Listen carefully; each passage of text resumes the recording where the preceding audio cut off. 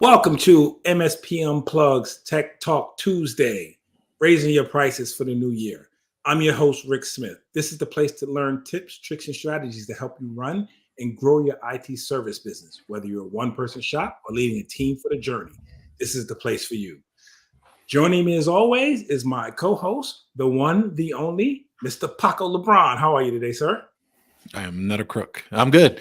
I can't complain. I better than good, better than most. I'm testing this out for the first time. I'm setting up my basement office, I should say. And so we'll see. I don't have a hard line down here, so I'm on pure Wi-Fi. So let's hope for the best on this episode here. But yeah, excited for the new setup. Excited to talk to you on my favorite topic: price increases. Price increases. Price increases. Hey, before but we get started, not for us.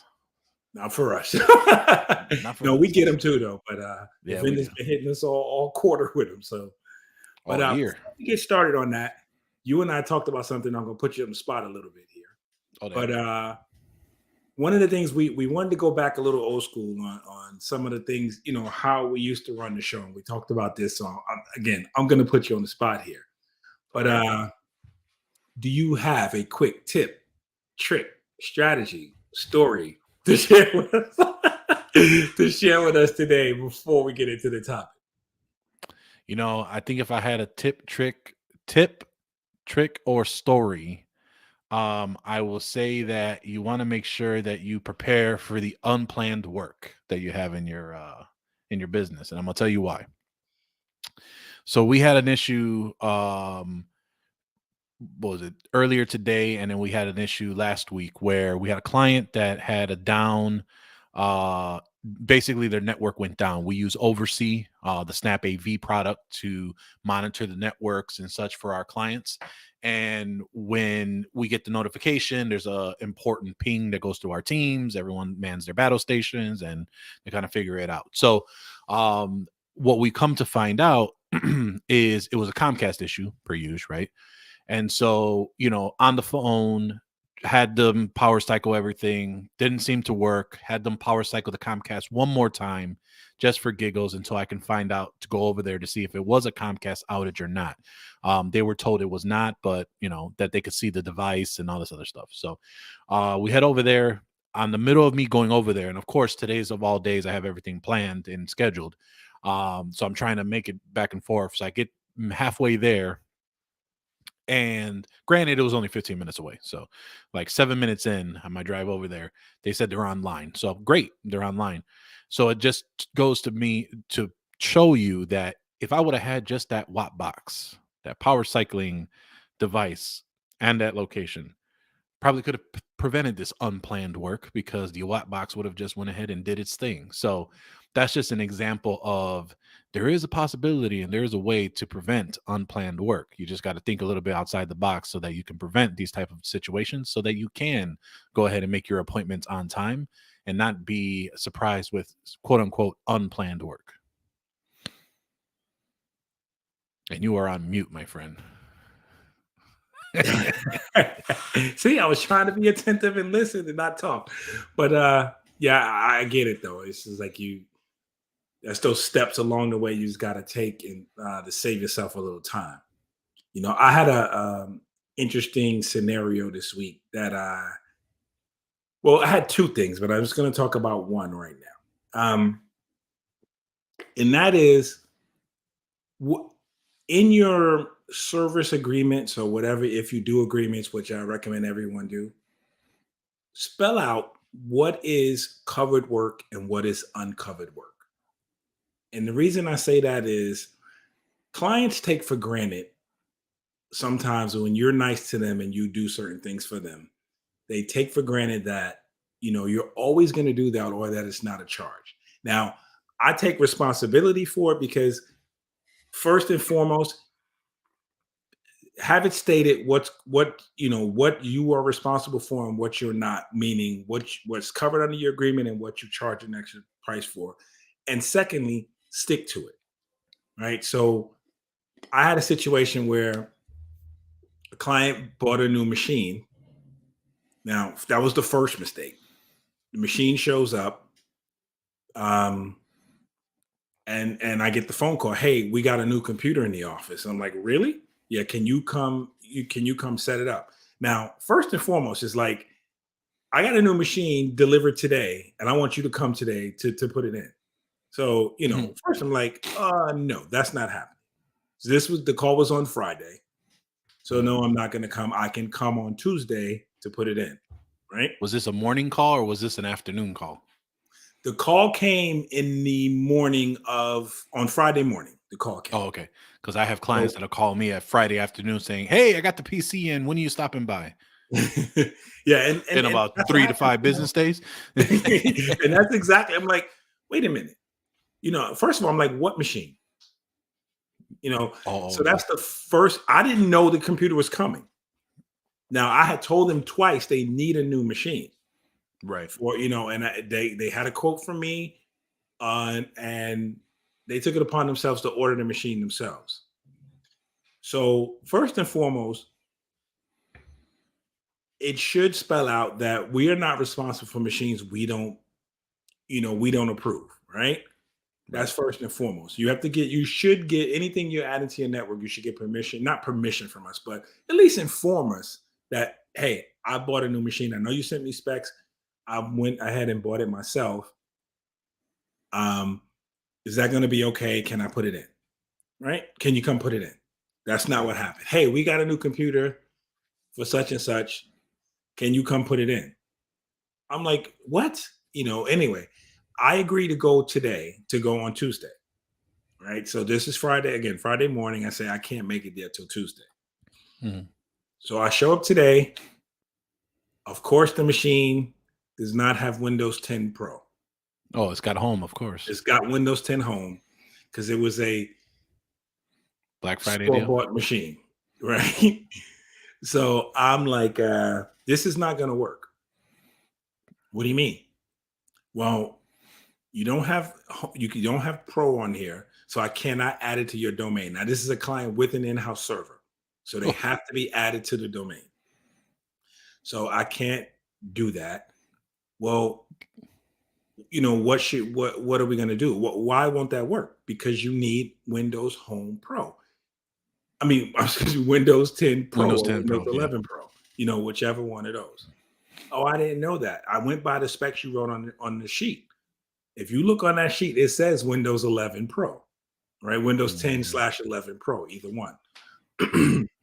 So that's the first problem. Well, how can we fix that? Well, you can buy a license for Windows 11 Pro, but that's going to cost you money.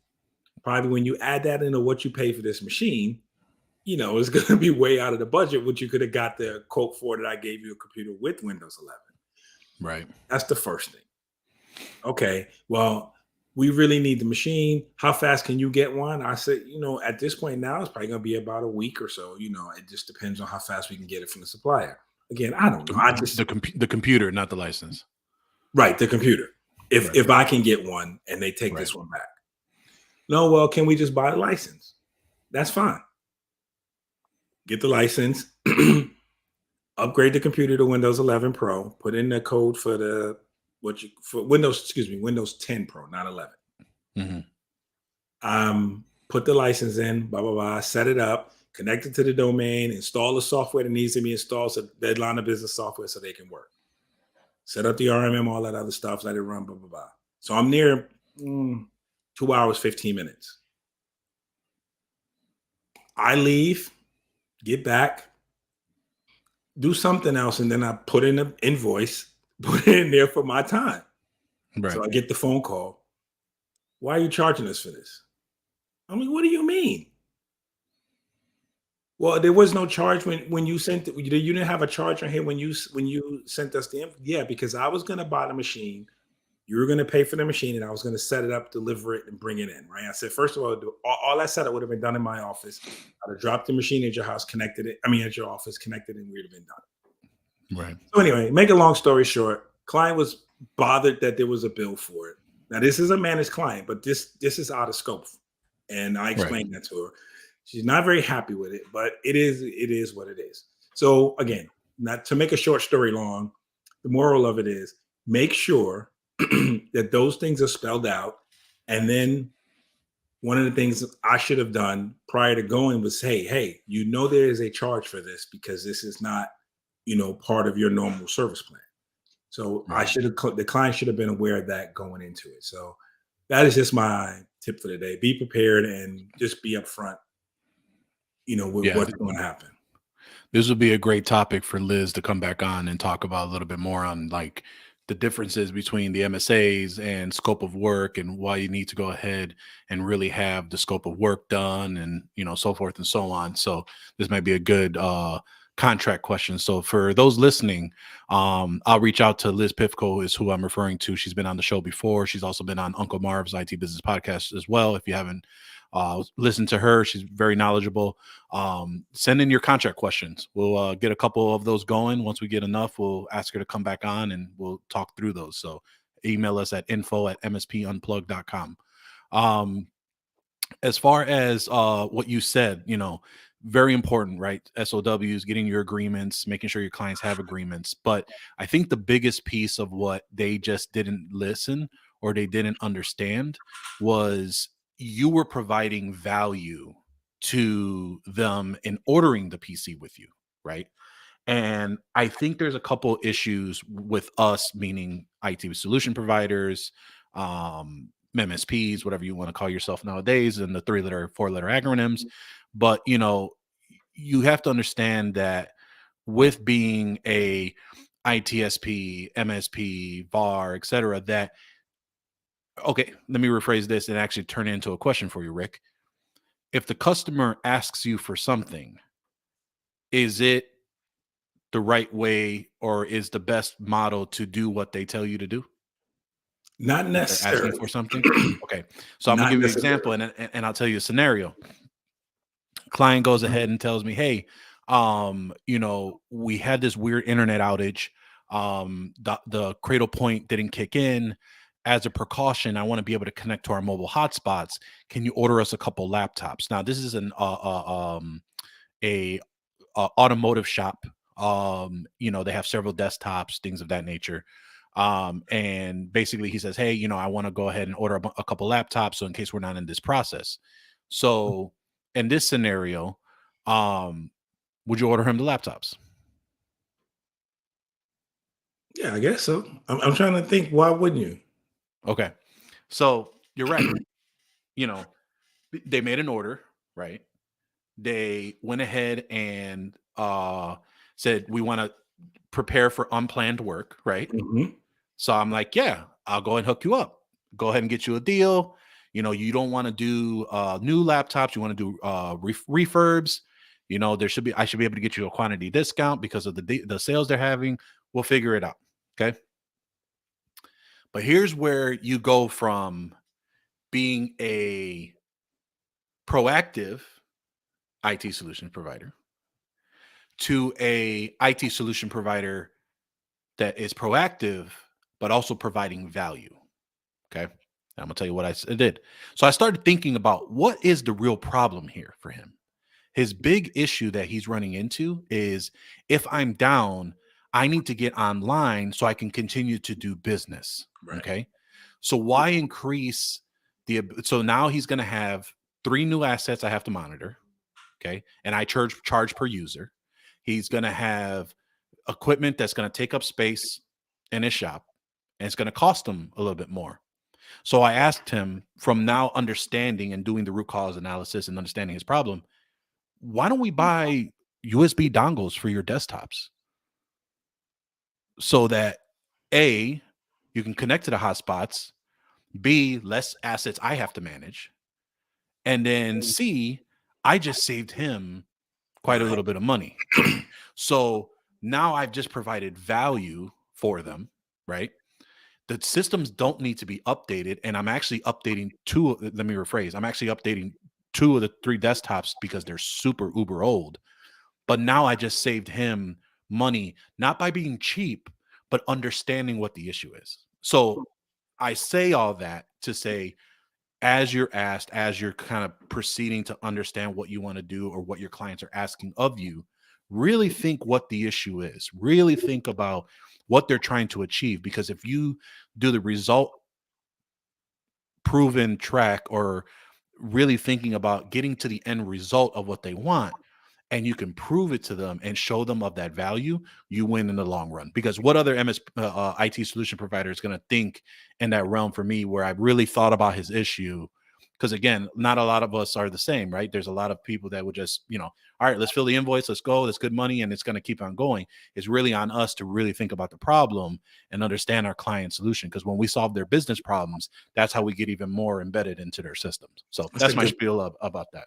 No, that's a good point. It's actually a very good point.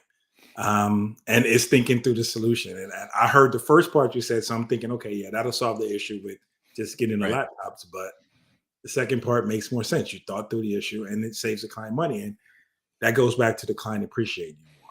So Yep. understanding that you were doing something to save them, a few bucks plus help solve their issue immediately. Because then there's another issue of having to set up those laptops for them, even if it goes down. Now they got to set up, turn on these laptops, get it. That loses time as well.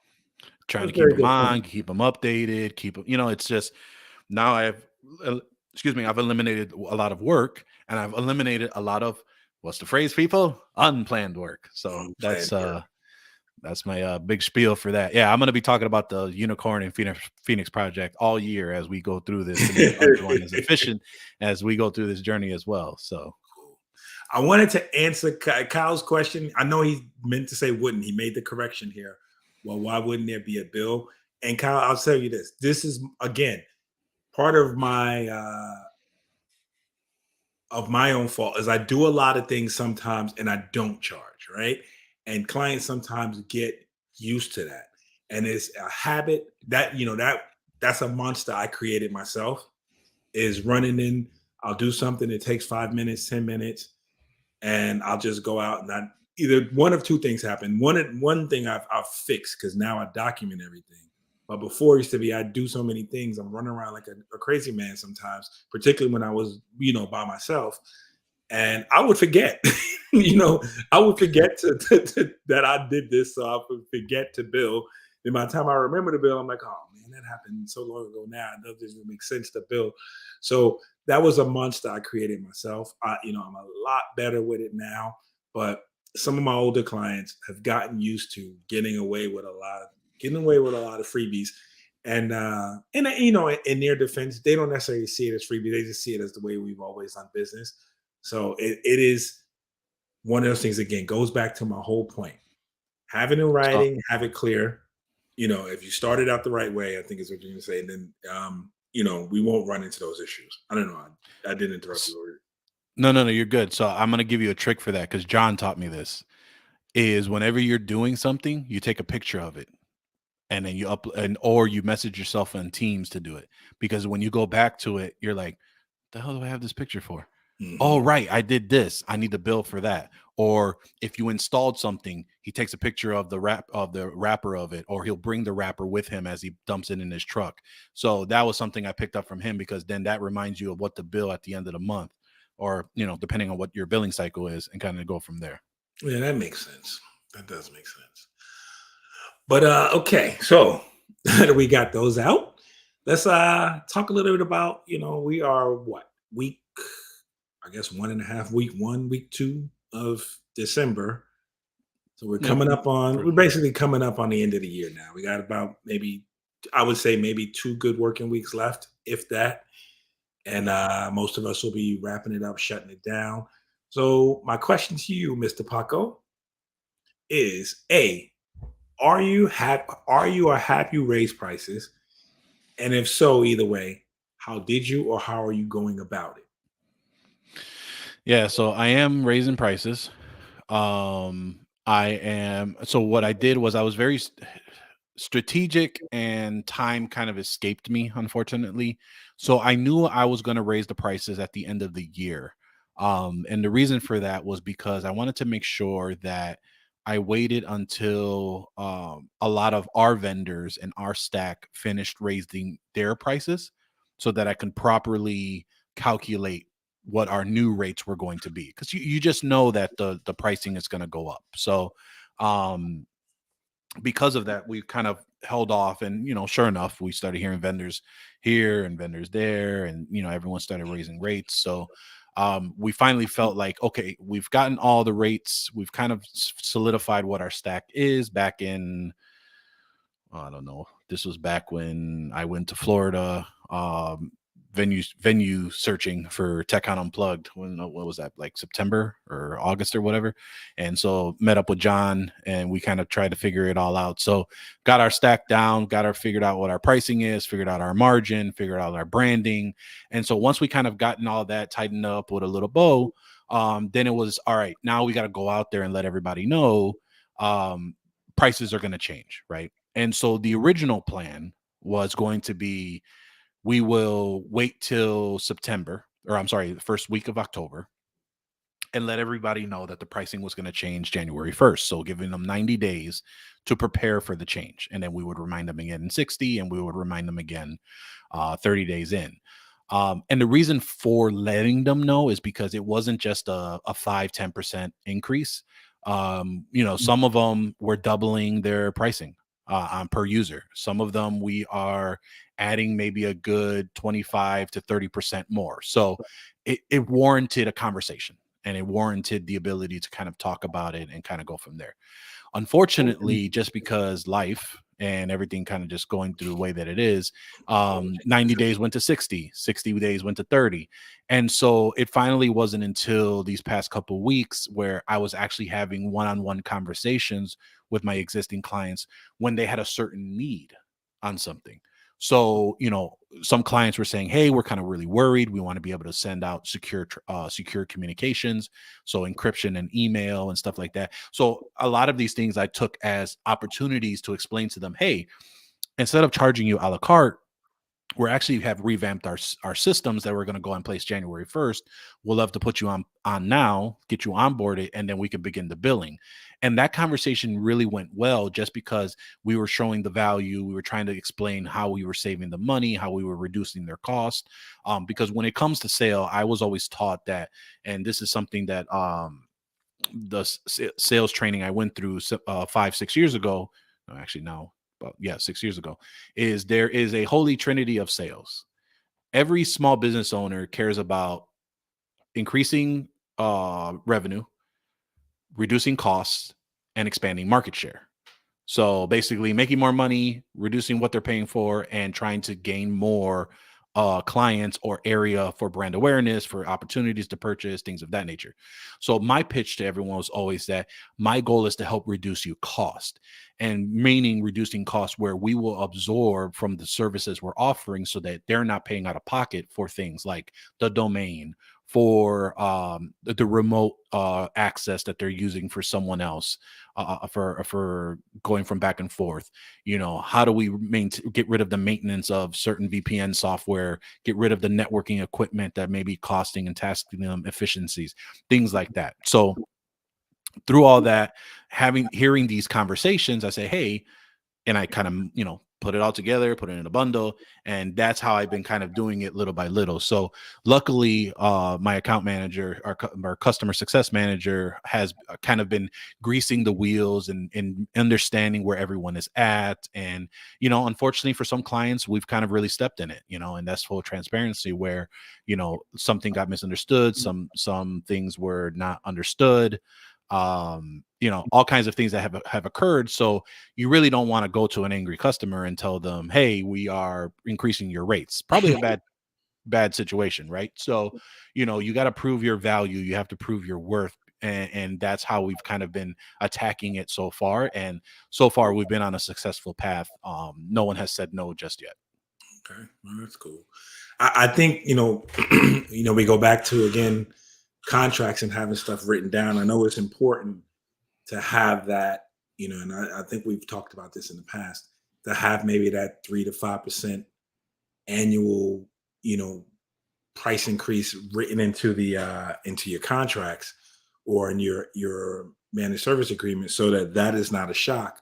I still think we should notify the clients. I think what you did what you planned, the 90 to 60 to 30 days, is a good idea. But when it comes to things like this year where prices are changing, like you said, some of my clients are seeing a 60, 70, 80% increase because we are adding some things in. So it's important to have those conversations one-on-one. I can't remember. I listened to a lot of podcasts, particularly in the morning when I'm working out,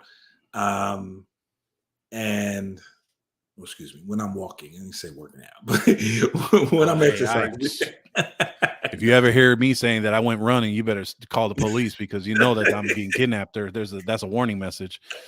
I do bike though. I do use the Peloton bike from here and there, but I gotta get regular on that. But yeah, if you hear me saying I'm running or walking, call the police, call the law enforcement because I'm in trouble.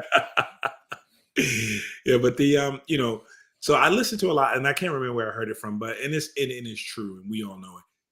These kind of conversations you cannot put on paper and just send the client a new bill, right? Or just say, hey, your price is going to go up without explaining to them again, what is the value of why your price is going from where it is, where it was to where it's going to be.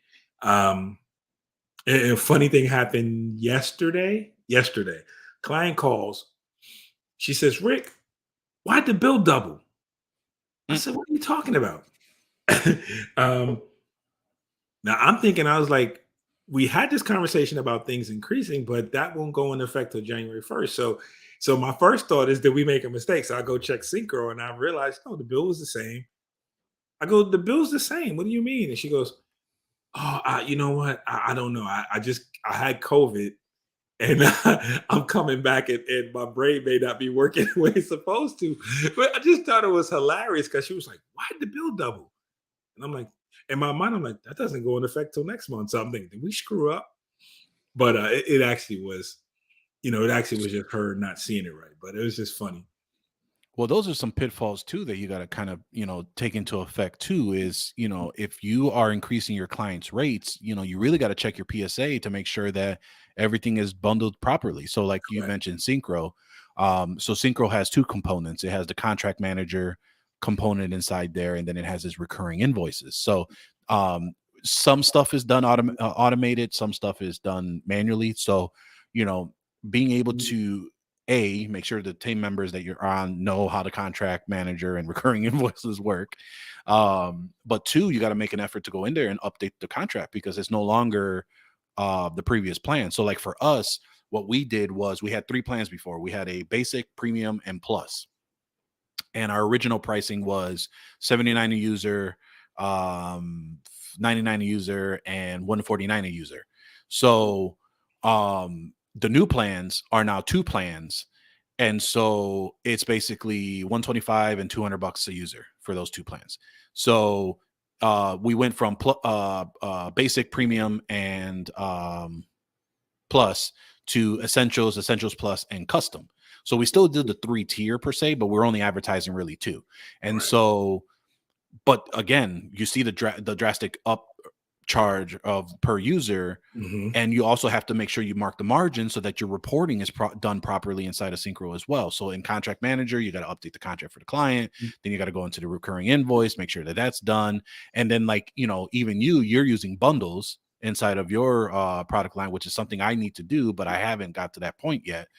So I'm still doing things manually. So that's another thing where price increases, price 101 is once you announce the pricing, make sure you adjust it properly in your system because you can either be overcharging or undercharging for quite some time. So what we did was we basically put in a ticket last month, I think, or 2 months. We terminated all those contracts that they end on the 31st, right? So December 1st, November 15th was the last billing for those contracts. So all those tickets came up. that was so we have the tickets for every contract that's changing. The ticket came up, hey, it says, it says the contract ends certain amount of days. So to clear that ticket, we have to go in now into the new price, into the system, into the new contract in the system, and then we can close the ticket. This was our way of making sure that it got done correctly so that everyone gets the right bill come December 15th. So we have to clear all those tickets to make sure it's all done right. And that was just to, so we didn't forget anybody that way, which is a good thing with Synchro to, for us to do it that way. But internal work. Yeah. It's another type of work, internal. But we're having those conversations. Some people are not, the other thing is you have to stress to clients now. We are at the stage now where, particularly with how dangerous it is, how much, what the threat matrix is out there for our clients, that the a la carte menu has to be extremely limited, and you can't really pick and choose certain things. Everything that you want, I guess, and I know you and I talked about this, but everything that's on that a la carte is Mm, addition to whatever the basic line is. right. Like, um, here's where we run into issues. Like, I have a client, one of my larger clients, who wants to manage his own Microsoft Office 365. I'm fine with that. But that means you have to be responsible for, making sure that you have, um, spam filter on that, a phishing filter, things like that. Or we Right. can add it for you and I can have you go in and enter your, we can log into a machine and you can enter your administrative password and put it in and we can put it on for you. But you have to verify for us that it's there. Or you're Right. gonna have to sign something to say that you're taking responsibility for it. Because same thing with backups, right? Because here's what happens. If we're not managing those things, and that is where the point of entry goes, or the point of failure, or point of what have you say it, where the problem Single, occurs if they get a single breach, point of failure. where the point of breach is, right? Um, who's responsible for that now? Right. Right? You know what I'm saying? Like, and it's a question. And I'm explaining this to a customer. I was like, hey, I can't take responsibility for, you know, you going and doing your own thing, and then if you don't manage or you don't upkeep it and something goes wrong, you know, you can't say, oh, well, the antivirus should have got it, or this should have got it, or that should have got it. You know what I mean? Right. So that is one of those things where, and I'm seriously debating on whether we take the stance of, if we can't manage those things, we're not gonna no longer do business with you. Right. Because of the fact, again, and this is something, I'm gonna have a conversation with the lawyer about, how do we protect ourselves from things like that? You know what I mean? So do you say it's all or nothing, or would you say, um, sign something to say, hey, you are taking the responsibility of this? Because then it still goes back to the point of, somebody has to prove that, where the breach came from, or where it happened from, right? And who's responsible for it. Customer's always going to say, I'm responsible because I'm the guy running the system, and I'm gonna say, hey, it came from, one of your employees who clicked on an email because you didn't have phishing protection, or you didn't have them do the training that we recommended for them as well, or something like that. So it's a Right. serious question, and it's something we should all think about where is the where's that line where you can't cross to do business with a client. Right. So there's a lot of that, right? I think there is. So going on to your what you just said, right? Like, how do you determine you have a good client, right? And what makes sense, right? And when should you walk away? My personal opinion, like yours, is if you have someone that's pushing back. For example, we had a new client that, a lot of our employees were basically saying, no, we're good. We don't need it. We have McAfee on our system. Run along. What? Like, no, like, your boss says we need to install this. This is what we're going to do. And they're like, nah, we don't need it. So, and there's a lot of back and forth with the president of the company, where maybe she doesn't know what was going on, or he doesn't feels that he is adequately protected from information he received 10 years ago, 5 years ago, even down to 18 months ago. Right. So there's those conversations, right? And it's in really what we need to do and understand. And, this is a phrase that I was told, is we're not responsible for protecting our clients. I said it. Ooh. Mhm. Our responsibility is to make our clients defensible so that they are not viewed or proven that they were negligent to their partners when it comes to the technology that we implemented that they're operating their businesses on. That's what we're responsible for. So that is why we do not protect, we mitigate. That is why we go ahead and understand the business problems and how they do business. And if a client doesn't understand that, then you know that if they don't take their own posture seriously, then they're probably not taking other areas of their business not seriously. And you have to ask yourself, is that a client you want to take on? Now, I do want to say that there are different flavors of an IT solution provider in their journey, right? We've talked about price increases if you are providing monthly recurring services, right? You may be an hourly service where you're considering raising your prices there, right? There are those that are probably selling prepaid blocks and you're considering to raise your prices there. So you have to understand that if you are not comfortable raising your prices, there has to be several reasons behind that. One is probably you don't believe in your own services or you don't believe that you're worth the pricing that you hear. And that's unfortunate. I think that everyone should be deserving to be paid a living wage. I think that, you have to understand that you are solving someone's problem or a need that they have. And so you should be compensated for it. It's taken you X amount of time to learn that skill. So you should be paid for the time that you've committed to be able to get paid for that reason. And then also, I think the real reason what you got to go through is there are ways to condition your client as well. So, one of the things that I used to do back in the day, because again, this is 101, I want to be able to make sure that everyone listening has tangible value and a checkoff list so you can take something from this episode home. And one of the things that we used to do was we used to put on the invoices if we were raising our prices. Let's say, you decide January 1st is not going to work for me to raise my prices. It's unrealistic. I can't do it, whatever the case may be. Set a time frame for you that makes sense. Once you do, if you're using a PSA or a CRM or whatnot, what you can do is then whatever your line item was before. So let's say it was, platinum, whatever the plan was, right? What you can do is you take that line item, which is your old previous line item. You go ahead and change it to whatever you're going to call your new line item. Might be just managed services. It might be, I don't know Platinum what's up. 2023. Yeah, Platinum 2023 or Onyx or whatever you want to put on there, right? So you put on there, you put the new name of the plan with the new price.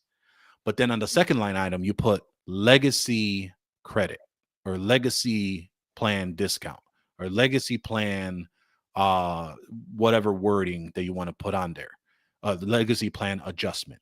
So now when they get and they're paying their invoice, the pricing should still be the same in the time frame that you've changed, that you've given yourself to ramp up. But now you're conditioning your client to see this thing every month. Right. And so, because they should be reviewing their invoices. And so, as you get to the point where you're comfortable enough to tell them, saying, hey, we will be removing the discount in 3 months. We will be removing the discount in 2 months. We will be removing the discount next payment. And you just remove it. Mhm. I have had I've had one complaint, and he's just a penny pincher, unfortunately. But And probably didn't read it. he did not read it, none whatsoever. And he was like, well, why did it go up $5? I said, you're kidding me, right? I said, But because Office 365 increased their plan. I'm sorry. But, that go ahead. I'm sorry. That leads to a question, though.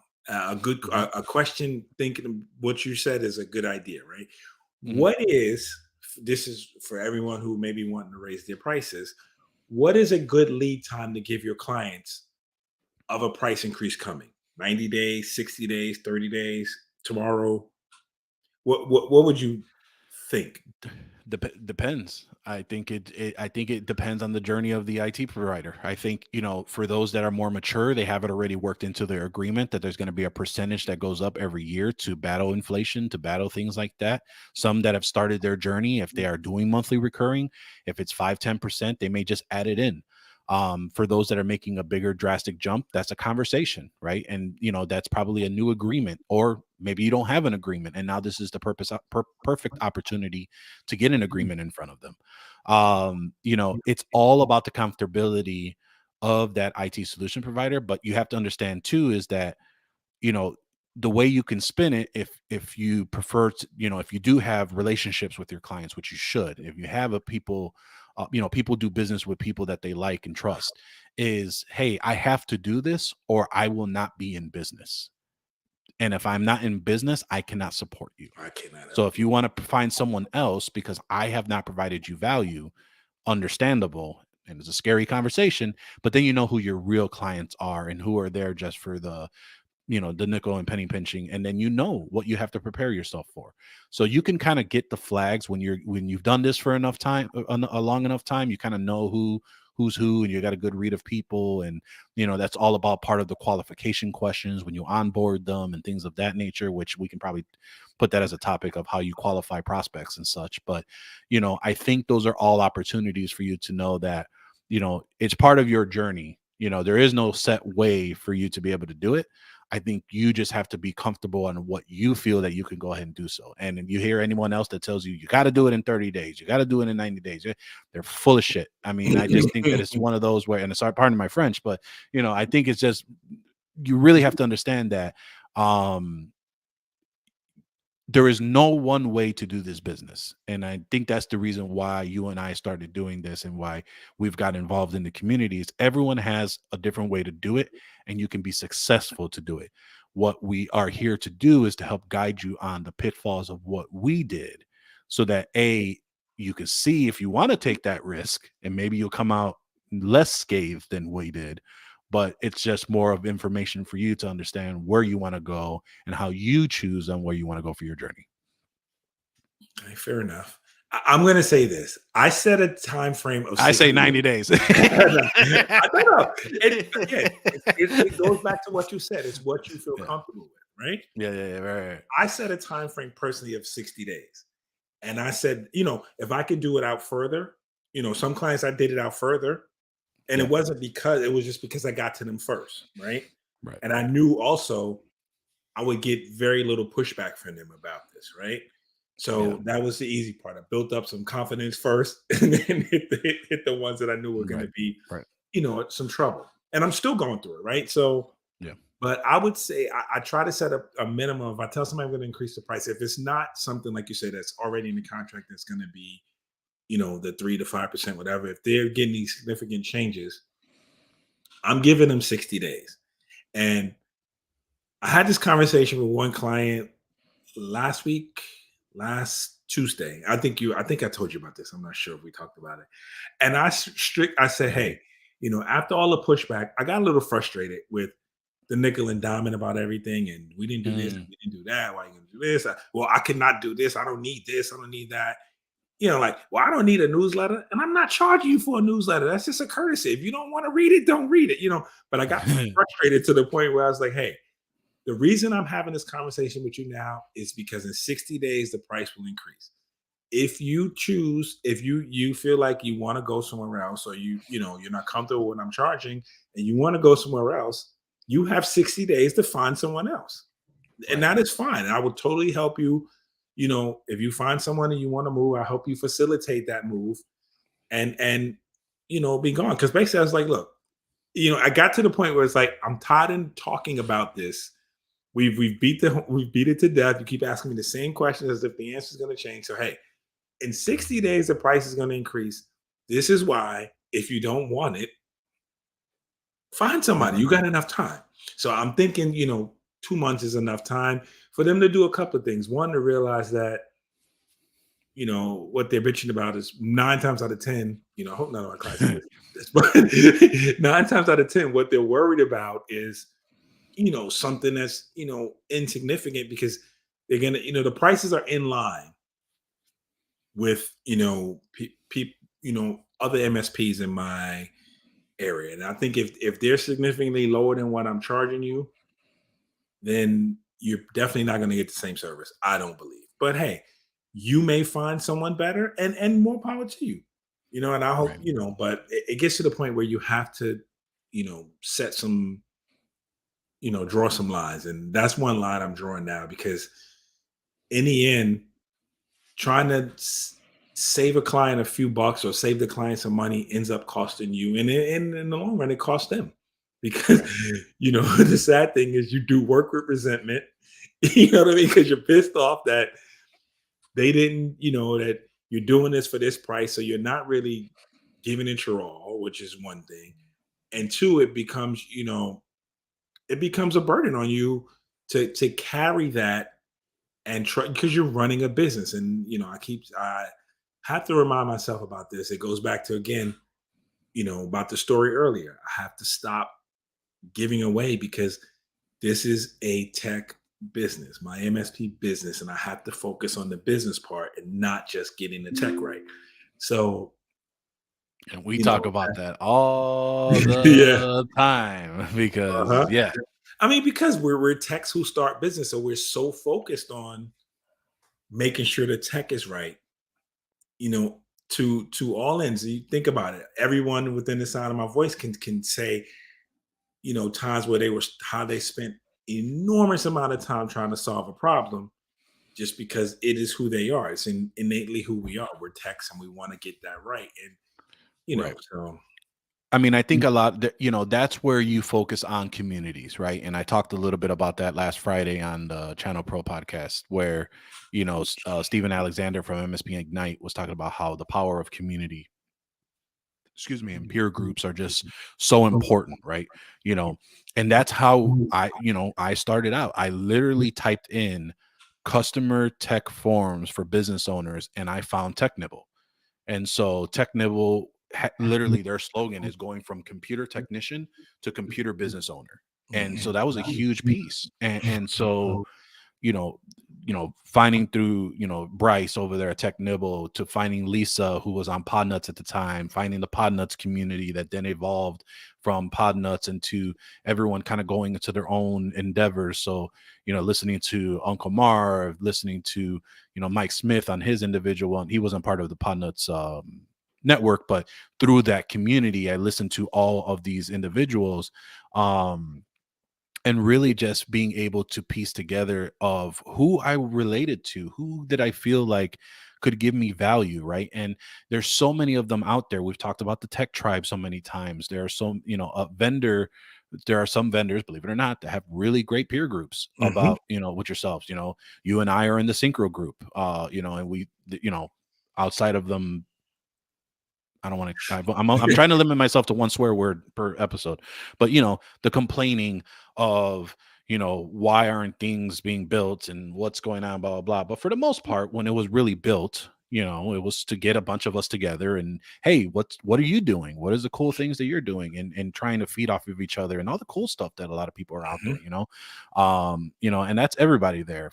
There's a gentleman named Jimmy, Isaac, all those guys who are just like us, just trying to make the most out of what they got and trying to focus on that community. So, there's so many places to really grow from that. And I think that's the ability of understanding that if you see people that are, that you vibe with that are really great and you want to learn from them and you understand where they're coming from, it just helps shape you and where you want to go with your business. And that's who you kind of go through. So, one thing I kind of was told a long time ago was, you could get fatigue from all of the many avenues that you can learn from.